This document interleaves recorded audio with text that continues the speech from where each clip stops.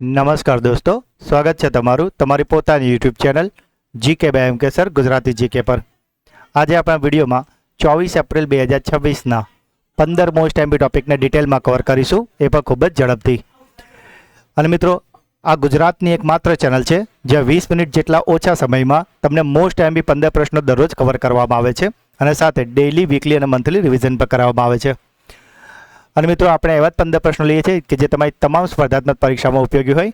માટે જો તમે આપણી ચેનલના વિડીયોને દરરોજ જોવાની આદત પાડશો તો તમે કોઈ પણ કોમ્પિટિટિવ એક્ઝામ આપો છો એમાં કરંટ અફેર્સમાં તમારો એક પણ માર્ક્સ નહીં કપાય. તો મિત્રો, જો હજુ સુધી ચેનલને સબસ્ક્રાઇબ ના કરી હોય તો અત્યારે જ કરી લેજો. તો ચલો વિડીયો સ્ટાર્ટ કરીએ છીએ. ભારતમાં રાષ્ટ્રીય પંચાયતી રાજ દિવસ પ્રતિ વર્ષ એટલે કે દર વર્ષે કઈ તારીખે ઉજવવામાં આવે છે? તો મિત્રો, આજે પંચાયતી રાજ દિવસ છે તે ઉજવવામાં આવે છે 24 એપ્રિલના રોજ. થોડા પરીક્ષાલક્ષી મુદ્દા જોઈએ મિત્રો. તો ભારતમાં પ્રથમ રાષ્ટ્રીય પંચાયતી રાજ દિવસ 24 એપ્રિલ 2010ના રોજ મનાવવામાં આવ્યો હતો કે જ્યારે તત્કાલીન વડાપ્રધાન હતા મનમોહન સિંહ. 73મો જે બંધારણીય સુધારો અધિનિયમ 1992 છે કે જે 24 એપ્રિલ 1993થી અમલમાં આવ્યો છે, તેની યાદમાં આ દિવસને ઉજવવામાં આવે છે. બળવંતરાય મહેતા સમિતિ કે જે 1957માં આવી હતી, તેમની ભલામણ મુજબ પંચાયતી રાજનું 3 સ્તરનું માળખું અમલમાં આવ્યું છે. અને મિત્રો, આ 3 સ્તર એટલે કે ગ્રામ્ય સ્તરે ગ્રામ પંચાયત, તાલુકા સ્તરે તાલુકા પંચાયત અને જિલ્લાના લેવલે જિલ્લા પંચાયત. પંચાયતી રાજનો પ્રારંભ વાત કરીએ તો સૌપ્રથમ ભારતમાં રાજસ્થાનના નાગોર જિલ્લામાં 2 ઓક્ટોબર 1959ના રોજ થયો હતો અને ત્યારબાદ બીજા નંબર પર હતું આંધ્રપ્રદેશ કે જેણે તેનો અમલ કર્યો હતો. ગુજરાતની જો વાત કરીએ તો ગુજરાતમાં પંચાયતી રાજ વ્યવસ્થા સત્તાવાર રીતે 1 એપ્રિલ 1963ના રોજથી અમલમાં આવી હતી. અને મિત્રો, આમાં મુખ્ય એ જોગવાઈ કરવામાં આવી હતી કે મહિલાઓ માટે ઓછામાં ઓછી 1/3 બેઠકો અનામત રાખવાની, દર 5 વર્ષે ફરજિયાત ચૂંટણી કરવાની, બંધારણના ભાગ 11માં જે 11મી અનુસૂચિ ઉમેરવામાં આવી જેમાં પંચાયતોના કાર્યક્ષેત્રમાં 29 વિષયો આપવામાં આવ્યા હતા. અને આનો ઉદ્દેશ્ય હતો સત્તાનું વિકેન્દ્રીકરણ કરીને ગ્રામીણ સ્તરે લોકશાહીને મજબૂત બનાવવી. કયા રાજ્યના મુખ્યમંત્રીએ રાજ્ય મદ્રેસા બોર્ડને ભંગ કરવાની જાહેરાત કરી છે? તો મિત્રો, આજે રાજ્ય મદ્રેસા બોર્ડ છે તેને ભંગ કરવાની જાહેરાત કરી છે ઉત્તરાખંડના મુખ્યમંત્રી પુષ્કરસિંહ ધામીએ. અને તેમણે કહ્યું છે કે હવે આવતા જે શૈક્ષણિક વર્ષ શરૂ થવાનું છે તેમાં જે આપણો એનસીઆરટીનો જે અભ્યાસક્રમ હોય છે તે જ અહીંયા ભણાવવામાં આવશે અને કોઈ અલગથી અભ્યાસક્રમ રહેશે નહીં. અને આનો મુખ્ય ઉદ્દેશ્ય તમામ ધર્મના લોકોને મુખ્ય પ્રવાહમાં લાવવાનો છે. તાજેતરમાં યુકેમાં ગ્લોબલ ગ્રીન આઇકોન એવોર્ડ 2026થી કોને સન્માનિત કરવામાં આવ્યા છે? તો મિત્રો, આજે ગ્લોબલ ગ્રીન આઇકોન એવોર્ડ 2026 છે તે અપાયો છે સંતોષ કુમારને. રાષ્ટ્રીય પોષણ પખવાડા અભિયાનની જાગૃતિ પ્રવૃત્તિઓમાં દેશમાં પ્રથમ સ્થાન કયા જિલ્લાએ મેળવ્યું છે? તો મિત્રો, અત્યારે પોષણ પખવાડાનું 8મું સંસ્કરણ ચાલી રહ્યું છે અને જે 9થી લઈને 23 એપ્રિલ 2026 દરમિયાન યોજાયું હતું. અને તેમાં દેશમાં પ્રથમ સ્થાન જે જિલ્લાએ મેળવ્યું છે તે છે મહારાષ્ટ્રનું અહિલ્યાનગર. વાત કરીએ બીજા નંબરની, તો બીજા નંબર પર પણ છે મહારાષ્ટ્રનું પુણે અને ત્રીજા નંબર પર છે બિહારનું મુઝફ્ફરનગર. મિત્રો, જો હજુ સુધી વિડીયોને લાઇક નથી કર્યો કે ચેનલને સબસ્ક્રાઇબ ન કરી તો પ્લીઝ અત્યારે જ કરી લેજો.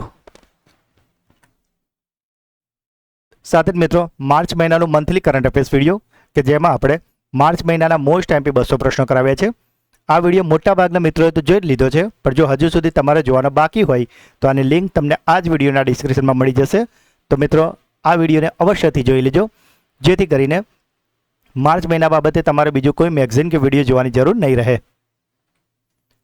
કેન્દ્ર સરકારના નવા પ્રસ્તાવ મુજબ 2 સુગર મિલ એટલે કે ખાંડની ફેક્ટરીઓ વચ્ચે ઓછામાં ઓછું કેટલું અંતર હોવું જોઈએ?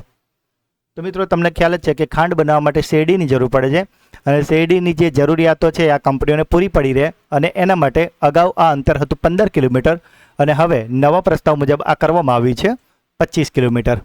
જો કે સ્થાનિક લેવલે પોતાના ભૌગોલિક પરિસ્થિતિ અનુસાર આમાં થોડો વધારો પણ કરી શકાશે. ભારતનું 99મું રામસર સ્થળ કોને જાહેર કરવામાં આવ્યું છે? તો મિત્રો, આજે 99 નંબરનું રામસર સ્થળ છે તે જાહેર થયું છે ઉત્તર પ્રદેશનું શેખા તળાવ પક્ષી અભયારણ્ય. મિત્રો આપ તમામને રિક્વેસ્ટ છે કે આ જે વિડીયોની લિંક છે ને એ તમારા તમામ વોટ્સઅપ અને ટેલિગ્રામ ગ્રુપમાં શેર કરજો મિત્રો, જેથી મને પૂરેપૂરો સપોર્ટ મળી રહે અને હું તમારા માટે આવા ક્વોલિટી વિડીયો લાવતો રહું. આઈપીએલમાં 50થી ઓછા બોલમાં અનેક સદી ફટકારનાર પ્રથમ ભારતીય ક્રિકેટર કોણ બન્યું છે? તો મિત્રો આ જે રેકોર્ડ છે તે બનાવ્યો છે અભિષેક શર્માએ.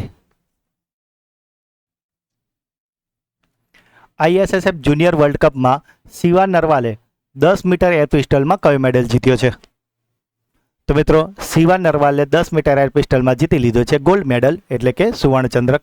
આપ જે ઇમેજમાં જોઈ રહ્યા છો આમાં જે વચ્ચે છે એ જ છે શિવા નરવાલ, કે જેમણે 10 મીટર એર પિસ્ટલમાં ગોલ્ડ મેડલ જીત્યો છે. સાથે જ મિત્રો ફેબ્રુઆરી અને જાન્યુઆરી બંને મહિનાના વિડીયો કે જેમાં આપણે દરેક મહિનાના 200 પ્રશ્નો કવર કરાવ્યા છે, આ બંને વિડીયોની લિંક તમને આ જ વિડીયોના ડિસ્ક્રિપ્શનમાં મળી જશે. મિત્રો ફરીથી કહું છું, પરીક્ષાની તૈયારી કરતા હોય તો તમે સ્માર્ટલી તૈયારી કરો. મેગઝીન વાંચશો તો તમને એમાંય માંડ 40% જ યાદ રહેશે, પણ જો તમે આવા ક્વોલિટી વિડીયો જોશો તો તમારી ખૂબ જ ઓછી મહેનતે તમે પૂરેપૂરું સ્કોરિંગ કરી શકશો. અને માટે જ મિત્રો આવા વિડીયો જોવાનું ચૂકશો નહીં. આ બંને વિડીયોની લિંક તમને આ વિડીયોના ડિસ્ક્રિપ્શનમાં મળી જશે, તો તેને અવશ્યથી જોઈ લેજો. વર્લ્ડ ઇકોનોમિક ફોરમ દ્વારા કોને યંગ ગ્લોબલ લીડર 2026 તરીકે નામિત કરવામાં આવ્યા છે? તો મિત્રો આ યંગ ગ્લોબલ લીડર 2026 છે તેના તરીકે નામિત કરવામાં આવ્યા છે આર્થર લોને. વર્લ્ડ પેરા એથ્લેટિક ચેમ્પિયનશિપ 2027ની યજમાની કયું શહેર કરવાનું છે?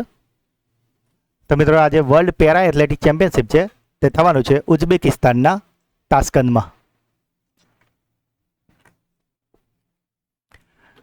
ફીડે વર્લ્ડ રેપિડ અંડર 12 ગર્લ્સનો ખિતાબ કોણે જીત્યો છે?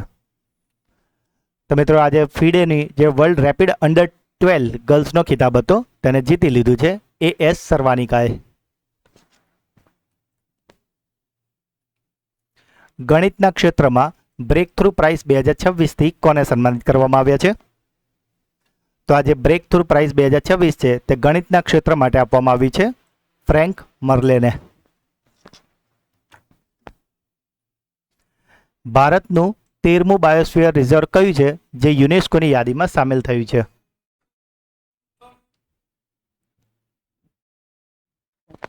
તો મિત્રો આજે 13મું બાયોસ્ફિયર રિઝર્વ છે કે જે સામેલ થયું છે તે છે હિમાચલ પ્રદેશનું કોલ્ડ ડેઝર્ટ, એટલે કે શીત મરુસ્થળ.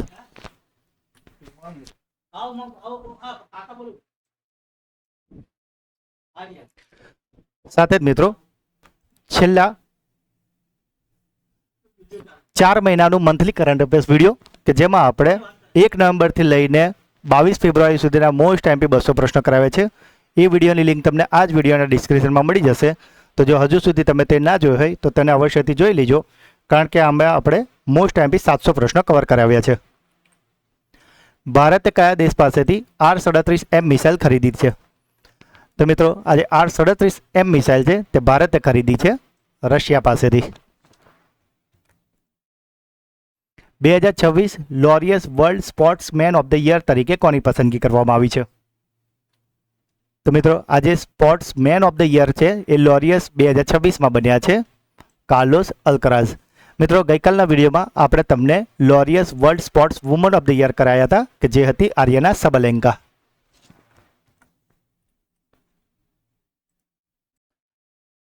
તો મિત્રો આ હતા આજના 15 પ્રશ્નો. હવે સમય છે તમારા સુપરફાસ્ટ ફ્લેશ રિવિઝનનો કે જેમાં ગઈકાલના જે 15 પ્રશ્નો હતા તેનું ફટાફટથી એક ફ્લેશ રિવિઝન કરી લઈએ. તો ગઈકાલનો પહેલો પ્રશ્ન હતો, વિશ્વ પુસ્તક અને કોપીરાઇટ દિવસ દર વર્ષે ક્યારે મનાવવામાં આવે છે? તો મિત્રો આજે વિશ્વ પુસ્તક અને કોપીરાઇટ દિવસ છે તે મનાવવામાં આવે છે 13 એપ્રિલના રોજ. બ્લૂમબર્ગ બિલિયનર્સ ઇન્ડેક્સ અનુસાર એશિયાના સૌથી ધનિક વ્યક્તિ કોણ બન્યા છે? તો મિત્રો આ એશિયાના સૌથી ધનિક વ્યક્તિ હવે બની ગયા છે ગૌતમ અદાણી, અને તેમણે મુકેશ અંબાણીને હવે પાછળ છોડી દીધા છે. મિત્રો ગઈકાલના વિડીયોમાં આપણે તમને વિશ્વમાં ગૌતમ અદાણીનો કયો નંબર છે તે જણાવ્યો છે. તો તમારો ક્લાસરૂમ ક્વેશ્ચન છે કે તમારે વિશ્વમાં ગૌતમ અદાણીનો કયો નંબર છે તે મને કોમેન્ટમાં જણાવવાનું છે. 2026ના Laureus world sportswoman of the year તરીકે કોની પસંદગી કરવામાં આવી છે? તો Laureus world sportswoman of the year બન્યા છે આર્યના સબલેન્કા.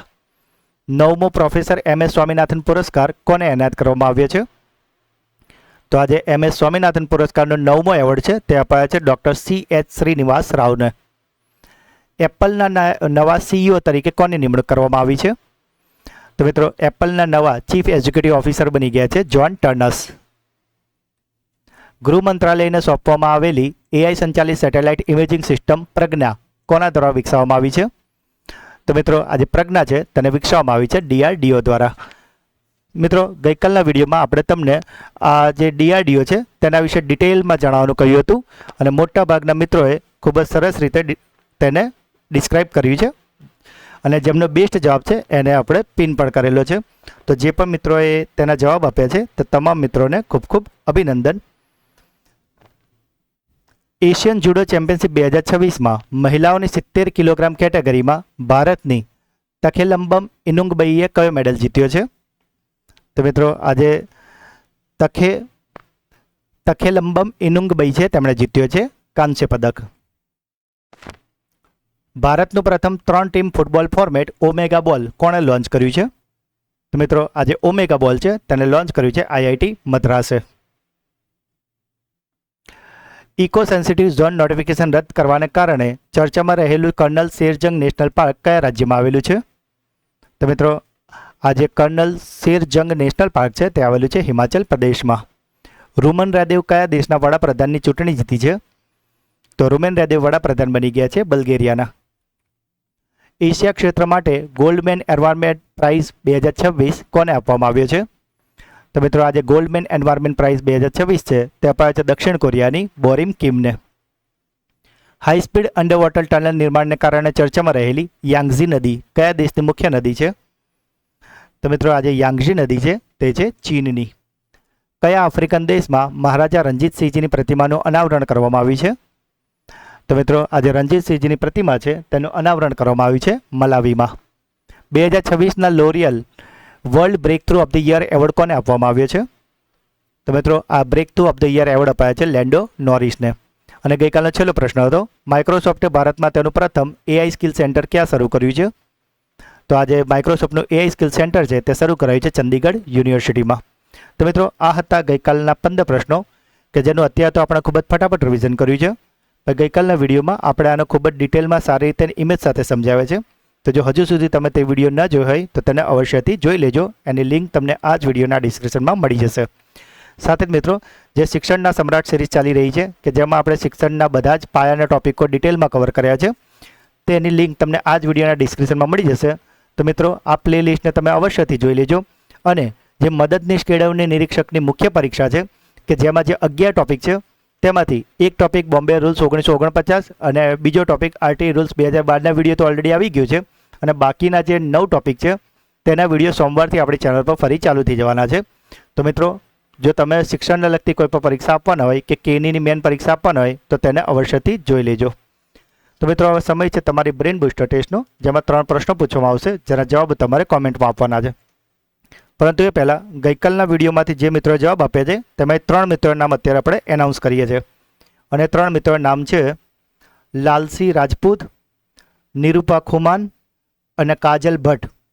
તો આ 3 મિત્રોને ખૂબ ખૂબ અભિનંદન કે જેઓ દરરોજ આપણી ચેનલના વિડીયોને જુએ તો છે જ, સાથે brain booster quiz, classroom question અને વિડીયો અંગેના પ્રતિભાવ ખૂબ જ એક્ટિવ થઈને કોમેન્ટમાં જરૂરથી જણાવે છે. તો જો તમે પણ ચેનલ પર નવા આવ્યા હોય તો પ્રશ્નનો જવાબ જરૂરથી આપજો. બની શકે કે આવતીકાલના વિડીયોમાં તમારું નામ એનાઉન્સ થાય. તો આજનો પહેલો પ્રશ્ન છે, ભારતમાં રાષ્ટ્રીય પંચાયતી રાજ દિવસ દર વર્ષે કઈ તારીખે ઉજવવામાં આવે છે? રાષ્ટ્રીય પોષણ પખવાડિયા અભિયાનની જાગૃતિ પ્રવૃત્તિમાં દેશમાં પ્રથમ સ્થાને કયો જિલ્લો છે? અને છેલ્લો સવાલ, 2026 Laureus world sportsman of the year તરીકે કોની પસંદગી કરવામાં આવી છે? તો મિત્રો 3 પ્રશ્નો જવાબ તમારે મને કોમેન્ટમાં જણાવવાના છે. જો તમે આપણી ચેનલના વિડીયોને દરરોજ ફોલો કરશો તો કરંટ અફેર્સ બાબતે તમારે બીજું કશું જ જોવાની જરૂર નહીં પડે. તો મિત્રો જો આજનો વિડીયો તમને ગમ્યો હોય તો તેને લાઇક કરો. જે પણ પ્રશ્ન પૂછવામાં આવે છે કે તમારો કોઈ ડાઉટ છે તો તેને કમેન્ટ કરો. જે બેસ્ટ કમેન્ટ હશે એને હું પિન કરીશ જેથી કરીને આપનો પ્રતિભાવ તમામ મિત્રો વાંચી શકે. અને મિત્રો વિડીયોની લિંકને તમારા વધારેમાં વધારે વોટ્સઅપ અને ટેલિગ્રામ ગ્રુપમાં શેર અવશ્યથી કરજો. જો હજુ સુધી ચેનલને સબસ્ક્રાઇબ ના કરી હોય તો અત્યારે જ કરી લેજો. તો મિત્રો મળીએ છીએ એક નવા વિડીયોમાં. ત્યાં સુધી ભણતા રહો, આગળ વધતા રહો. જય હિન્દ, જય ભારત, જય ગુજરાત.